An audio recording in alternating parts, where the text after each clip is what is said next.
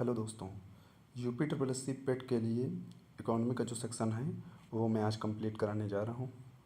इतने में से ही पांचों क्वेश्चन आ जाएंगे। 5 क्वेश्चन आने हैं। पांचों क्वेश्चन इसी जितना मैं कंटेंट दे रहा हूँ इसी में से आ जाएगा। इससे ज़्यादा पढ़ने की कोई आवश्यकता नहीं है। चलिए स्टार्ट करते हैं। अर्थशास्त्र का पिता किसे कहा जाता है? एडम स्मिथ को कहा जाता है। इनकी बुक का क्या नाम है? द वेल्थ ऑफ नेशन, जो 1776 में आई थी। पूंजीवादी अर्थव्यवस्था, इसे मार्केट इकोनॉमी भी कहते हैं। यह एडम स्मिथ के हस्तक्षेप पर आधारित है। ये कनाडा में लिया गया है। राज अर्थव्यवस्था क्या होती है? कार्ल मार्क्स के विचारों से या दास कैपिटल से लिया गया है। समाज कल्याण की भावना है इसमें। इसमें पूंजीवाद का कोई योगदान नहीं रहता है। और मिश्रित अर्थव्यवस्था, यहाँ से क्वेश्चन उठता है, इसलिए मिश्रित अर्थव्यवस्था समझ लीजिए। इसमें पूंजीवाद और समाजवाद दोनों, पूंजीवादी और समाजवादी दोनों रहते हैं। इसमें गवर्नमेंट और जो प्राइवेट सेक्टर रहता है दोनों मिल के काम करते हैं। ये नेहरू जी द्वारा 1956 में अपनाया गया था। और इसका काम होता है उत्पादन के साधनों पर नियंत्रण करना। क्षेत्र क्या है? प्राथमिक क्षेत्र में मिश्रित अर्थव्यवस्था के बारे में बात कर रहे हूँ। प्राथमिक क्षेत्र है कृषि। ये 50% रोजगार तो 50% देता है, लेकिन जीडीपी में इसका योगदान 17% है। इसी तरह द्वितीय क्षेत्र, सेकेंडरी सेक्टर, विनिर्माण कार्य है। इसमें विनिर्माण आते हैं कार्य, और जीडीपी में इसका योगदान 29% है। तृतीय क्षेत्र, ये सेवा क्षेत्र रहता है। 54% जीडीपी में भागीदारी रहती है इसकी। तो पेपर में आता है सर्वाधिक भागीदारी किस क्षेत्र की है? तो तृतीय क्षेत्र की। और सर्वाधिक रोजगार किस में है? ये 50%, ये कृषि क्षेत्र में होगा। रोजगार और जीडीपी, ये ध्यान रखिएगा। योजना आयोग, योजना आयोग केसी नियोगी समिति की सिफारिश पर इसकी स्थापना हुई थी। इसकी स्थापना 15 मार्च 1950 को हुई। यहाँ पर ये ध्यान देने वाली बात है, ये गैर संवैधानिक संस्था है। ये एक सेकंड में कलर चेंज कर लेता हूँ। ये गैर संवैधानिक संस्था है और इसके अध्यक्ष प्रधानमंत्री होते हैं। पहले अध्यक्ष नेहरू जी थे, उन्हीं के समय आई थी ये 1950 में। और उपाध्यक्ष, इसके पहले उपाध्यक्ष थे गुलजारी लाल नंदा, और अंतिम उपाध्यक्ष थे एम.एस. आहलूवालिया। यह किस प्रकार की संस्था है? यह परामर्शदात्री संस्था भी कहा जाता है इसे। फिर इसके बाद में जब एनडीए की सरकार आई तो उसने योजना आयोग को बंद कर दिया और नीति आयोग को शुरू किया। अब नीति आयोग का फुल फॉर्म भी पूछा जा सकता है। National institute for transforming India. इसकी स्थापना कब हुई थी? 1 जनवरी 2015 में। यह थिंक टैंक के रूप में कार्यरत है। इसके अध्यक्ष प्रधानमंत्री, उपाध्यक्ष अरविंद पनगाड़िया, ये पहले थे, और अब इस समय सुमन के बेरी हैं। यह एक सलाहकार निकाय है। इस और नीति आयोग के सीईओ वर्तमान में BVR सुब्रमण्यम है। ये इम्पोर्टेंट क्वेश्चन है। राष्ट्रीय विकास परिषद, ये यहाँ से क्वेश्चन आएगा तो सिर्फ इसकी स्थापना पूछी जाएगी। इसकी स्थापना कब हुई थी? 6 अगस्त 1952 को। इतना याद कर लीजिए बस। और राष्ट्रीय विकास परिषद का अध्यक्ष प्रधानमंत्री ही होता है। नीति आयोग द्वारा तैयार योजनाओं का अनुमोदन करना इसका कार्य होता है। राष्ट्रीय नियोजन समिति का गठन 1938 में हुआ था और इसके अध्यक्ष नेहरू थे। अब आप लोगों को बताना 1938 में कौन सा अधिवेशन हुआ था। फिर अब पंचवर्षीय योजना आपके सिलेबस में दिया हुआ है, तो पंचवर्षीय योजना वही पंचवर्षीय योजना पढ़ेंगे जहाँ से क्वेश्चन उठेंगे। हालांकि लिखा तो मैंने काफ़ी है, लेकिन सारी 12 की 12 नहीं लिखी है मैंने, इसलिए ध्यान दीजिए। पहली पंचवर्षीय योजना है 1951 से 56। हराड डोमर के मॉडल पर आधारित है। यह मॉडल किसके द्वारा तैयार किया गया था? केन राज के द्वारा तैयार किया गया, ये ध्यान रखिएगा। यह कृषि पर आधारित थी। पहली पंचवर्षीय योजना, भाखड़ा, दामोदर, हीराकुंड बांध बने थे। नेहरू जी ने ये बांध बने थे, इन्हें आधुनिक भारत के मंदिर की संज्ञा दी थी। दूसरी पंचवर्षीय योजना कौन सी है? 1956 से 61 में आई थी। महालनोबिस इनके मॉडल थे, मतलब इनके द्वारा मॉडल दिया गया था। सॉरी, ये भारी उद्योग पर बढ़ावा दिया गया था इसमें। और भिलाई, दुर्गापुर, राउरकेला, ये 3 संयंत्र लगाए गए थे। दूसरी औद्योगिक नीति इन्हीं के समय 1956 में आई थी यही। 2 अक्टूबर 1958 को नाफेड की स्थापना भी हुई थी। नाफेड का फुल फॉर्म पूछा जा सकता है, नेशनल एग्रीकल्चर कोऑपरेटिव फेडरेशन। अब तीसरी है 1961 से 66, ये फ्लॉप गई थी। अब पूछा जाएगा असफल योजना कौन सी थी, तो यही तीसरी वाली असफल थी। इसमें यह ध्यान दीजिएगा, एफसीआई की स्थापना 1965 में हुई। ध्यान देने वाली यह बात है, 1966-69 ये अवकाश योजना अवकाश रहा था और हरित क्रांति इसी के समय आई थी, 1966 और 67 में। अब पूछा जाता है हरित क्रांति किस समय आई थी, किस पंचवर्षीय योजना में आई थी, तो किसी पंचवर्षीय योजना में नहीं आई थी, ये योजना अवकाश में आई थी। ये ध्यान रखें, लोग तृतीय लगा देते हैं, तृतीय नहीं होता, वो योजना अवकाश में आएगी।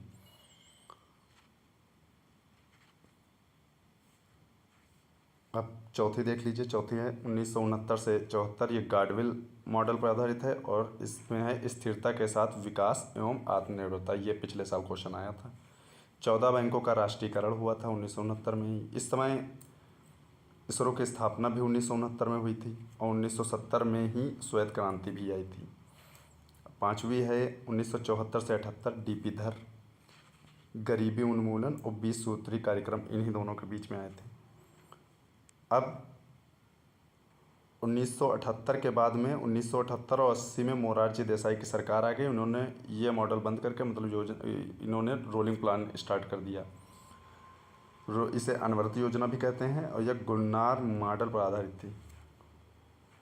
छठी है 1980 से 85, 6 बैंकों का राष्ट्रीयकरण 1980 में हुआ था और उससे पहले 1969 में 14 बैंकों का राष्ट्रीयकरण हुआ था। नाबार्ड की स्थापना भी हुई थी 1982 में, 12 जुलाई 1982 में, और 1982 में ही एक्सिम बैंक की स्थापना भी हुई। 1980 में गांव के विकास हेतु एकीकृत ग्रामीण विकास कार्यक्रम की शुरुआत की गई थी। सातवीं पंचवर्षीय योजना है 1985 से 90। अब इसमें एक नारा दिया गया था, भोजन काम व उत्पादकता का नारा दिया गया था। इसमें यह ध्यान रखना, भोजन काम उत्पादकता का नारा किस पंचवर्षीय योजना में दिया गया था, 7वें पंचवर्षीय योजना में दिया गया था। ट्राइफेड की स्थापना भी इसी समय हुई थी 1987 में। 1990 से 92 दूसरा योजना अवकाश हुआ फिर से। पहला जब भारत चीन युद्ध हुआ था 1961 से 66 के बीच में, तो योजना अवकाश पहला पड़ा था 66 से 69 के बीच में जब हरित क्रांति आई थी, और दूसरा ये पड़ेगा 90 से 92। अब नई आर्थिक नीति, ये इसलिए मैं अभी इसमें डाल दे रहा हूँ क्योंकि ये इसी योजना अवकाश में नई आर्थिक नीति आ गई थी 1991 में। उस समय प्रधानमंत्री नरसिम्हा राव थे और वित्त मंत्री मनमोहन सिंह थे। 10वीं पंचवर्षीय योजना 2002 से 7 में चली और 10वीं पंचवर्षीय योजना में सामाजिक न्याय व समता के साथ आर्थिक विकास हुआ था। ये इसलिए शामिल किया गया है, मतलब 10वीं इसलिए शामिल मैंने कर ली है, ये इम्पोर्टेंट है क्योंकि इसमें नरेगा आया था, मनरेगा जिसे बाद में 2009 में मनरेगा हो गया, ये आई थी। और ये सर्वाधिक वृद्धि दर इसमें रही थी 8% लक्ष्य और 7.6 गेन किया गया था। अब जीएसटी आपके उसमें टॉपिक में सिलेबस में दिया गया है, जीएसटी इकोनॉमी में, तो जीएसटी देख लीजिए। जीएसटी क्या है, 1 जुलाई 2017 को जीएसटी लाया गया था। इसका थीम थी वन नेशन वन टैक्स। यह एक अप्रत्यक्ष कर है।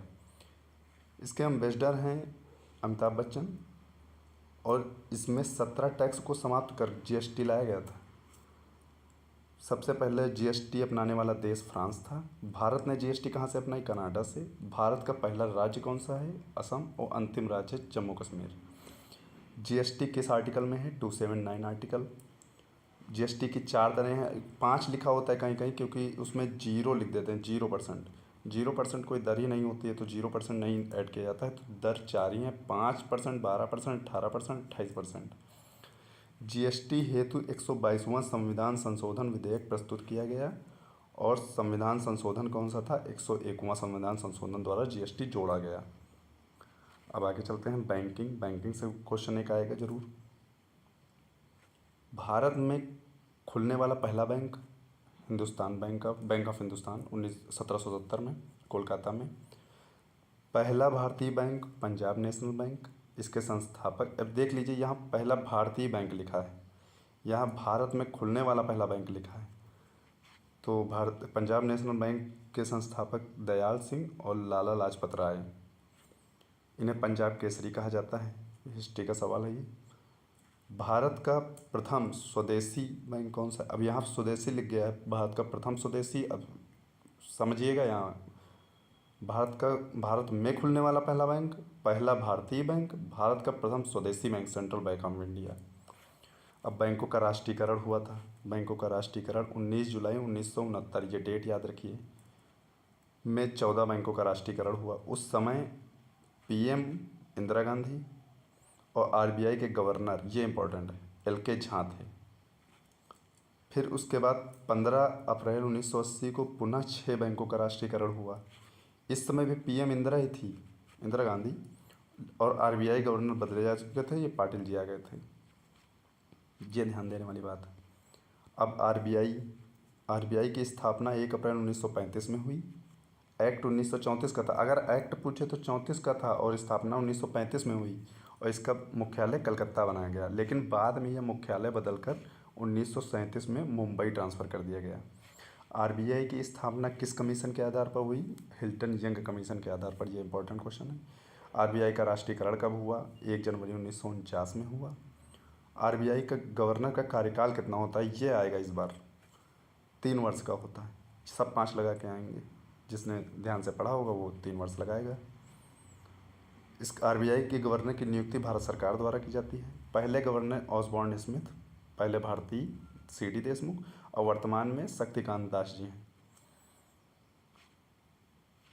आरबीआई क्या कार्य करता है? आरबीआई मुद्रा का निर्गमन करना इसका कार्य है। मुद्रा जारी करने हेतु न्यूनतम आरक्षित प्रणाली को अपनाता है। मौद्रिक नीति का संचालन करता है, ये इंपॉर्टेंट है। अब यहाँ पर पिछले बार क्वेश्चन आया था फेरा एक्ट। अब ये याद रखिए, फेरा एक्ट पिछली बार इसका पूछा था, फुल फॉर्म क्या है? Foreign exchange regulating act. और फेमा का फुल फॉर्म है फॉरेन एक्सचेंज मैनेजमेंट एक्ट। अब इस बार ये पूछेगा ये सन क्या था, ये एक्ट लाया कब गया था? 1973 में फेरा, 1999 में फेमा, ऐसे याद रख लीजिए। आरबीआई का कार्य साख नियंत्रण करना, ये भी होता है।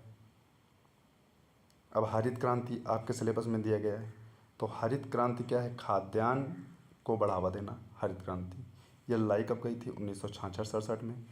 एम.एस. स्वामीनाथन, भारत में इसके जनक एम.एस. स्वामीनाथन, और विश्व में आपको पता है नॉर्मन बोरलॉग।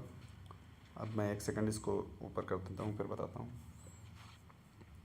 अब देखिए, विश्व में हरित क्रांति नॉर्मन बोरलॉग, 1970 में इनको शांति का नोबेल पुरस्कार मिला।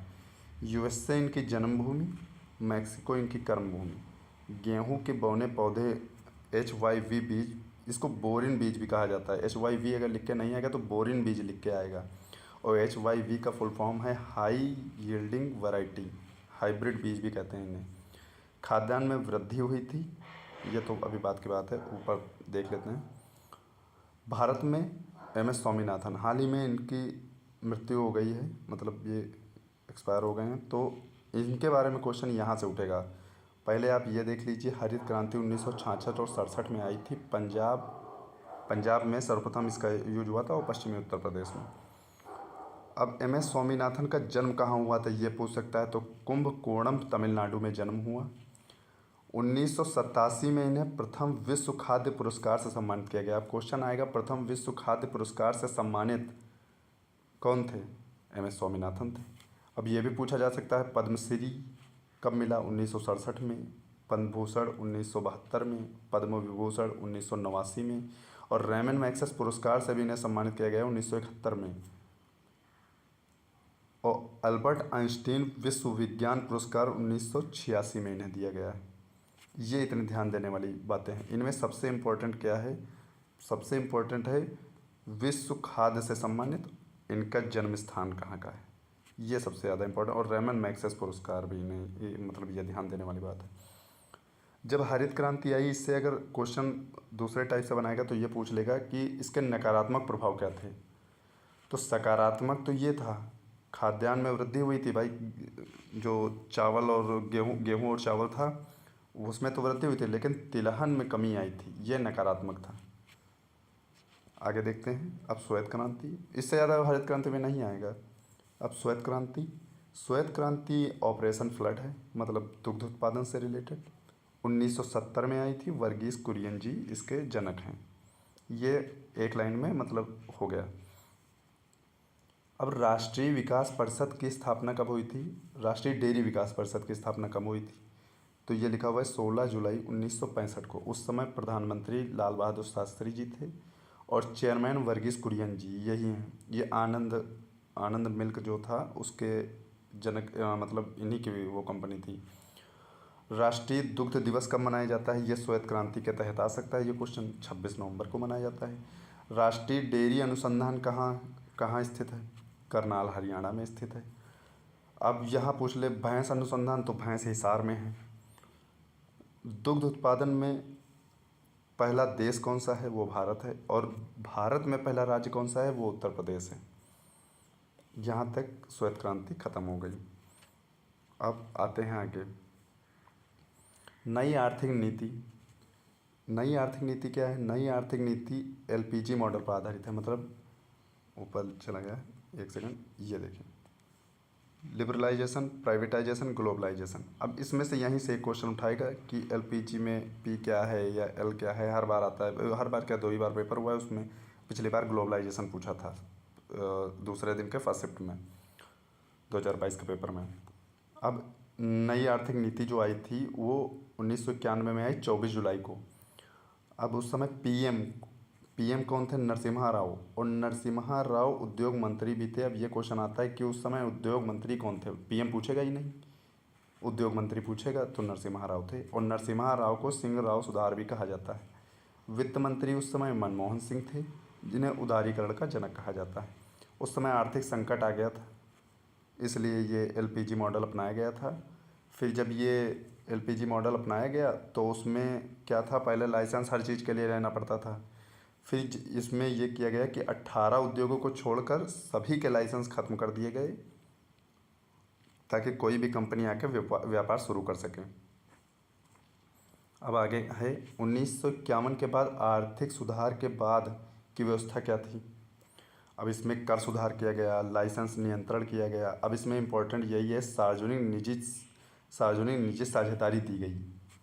1991 के आर्थिक सुधार में क्या सम्मिलित है? सार्वजनिक निजी साझेदारी, पीपीपी मॉडल पर आधारित है। ये यूपी में भी पीपीपी मॉडल चलता है।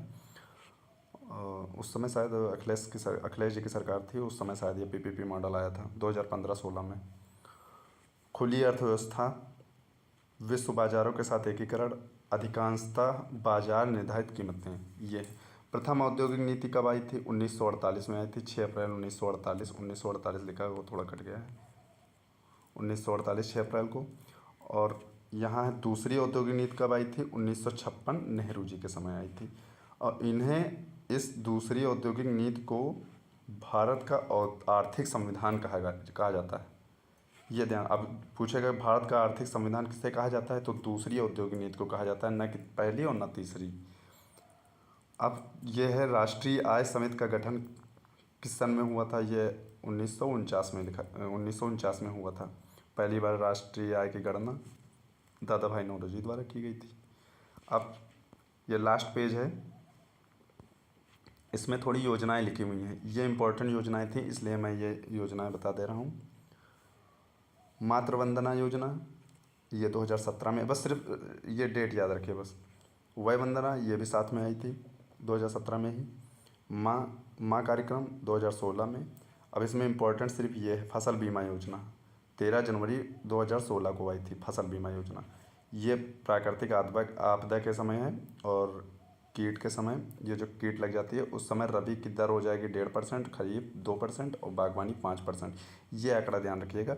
इसमें सिर्फ इतना ये याद रखने में बात है कि फसल बीमा योजना 13 जनवरी 2016 को आई थी। प्रधानमंत्री कृषि सिंचाई योजना 1 जुलाई 2015 को। मृदा स्वास्थ्य कार्ड योजना 2015 को। मेक इन इंडिया, देख लीजिए, मेक इन इंडिया 2014 को 25 सितंबर। दीनदयाल उपाध्याय श्रमेव, ये इंपॉर्टेंट है। स्टैंड अप इंडिया 15 अगस्त 2015 नोएडा को। बेटी बचाओ बेटी पढ़ाओ, ये इंपॉर्टेंट है। प्रधानमंत्री आवास 2015 को। और प्रधानमंत्री आवास योजना ग्रामीण के लिए ये 2016 में आई। और नीचे देख लेते हैं, एक इम्पॉर्टेंट इसमें ये है, प्रधानमंत्री जन धन योजना 28 अगस्त 2014 को। और लास्ट इम्पॉर्टेंट है प्रधानमंत्री जीवन ज्योति योजना। इसमें 5 ही 6 इम्पॉर्टेंट जो मैंने बताई उन्हीं में से आएगी। ज़्यादा योजना के चक्कर में मत पड़िए, जितना आएगा यहीं से आएगा, वरना नहीं आएगा। वरना आएगा भी तो वो फिर बहुत ज़्यादा ढेर बना के रखेंगे, 100-150, तो कोई मतलब नहीं है।